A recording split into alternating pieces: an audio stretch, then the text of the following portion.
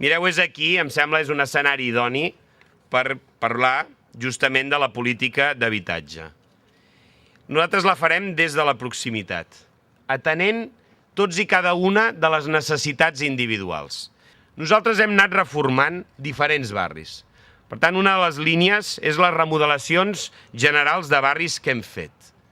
En aquest mateix districte estem tirant endavant un projecte al Bon Pastor, que és un projecte molt important. I també això es farà a Colònia Castells, a Trinitat Nova, al Turó de la Peira. A molts altres barris hem de fer remodelació de barris. També estem fent polítiques de rehabilitació.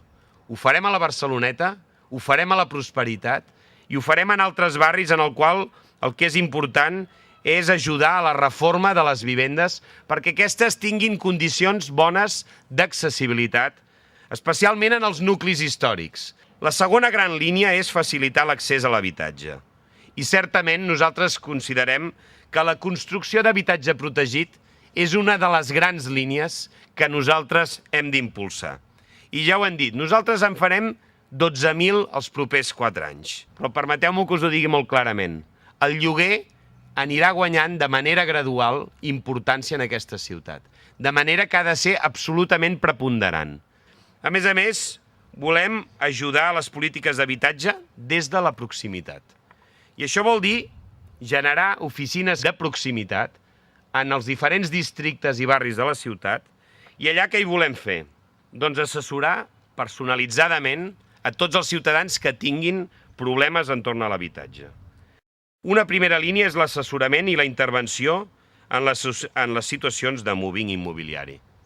I ho farem amb advocats, amb arquitectes, amb assessors en els quals direm a les persones clarament si pateixen o no mobbing i si ho fan, nosaltres els ajudarem.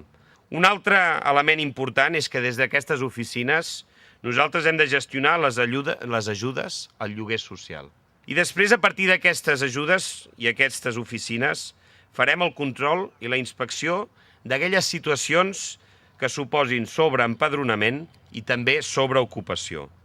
Mireu, també a partir d'aquestes oficines d'habitatge és allà on nosaltres donarem els ajuts per la instal·lació a vegades de petites infraestructures en un edifici que ens permet lograr que allò que no era accessible passi a ser accessible.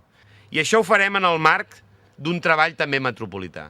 Ens hem posat d'acord els diferents municipis de l'àrea metropolitana perquè aquesta política potent i ambiciosa en el municipi de Barcelona s'extengui a tota l'àrea metropolitana, que serà, certament, la política d'habitatge més ambiciosa que s'hagi desenvolupat a Barcelona, a l'àrea metropolitana i a Catalunya en els 28 anys que portem de democràcia. Moltes gràcies.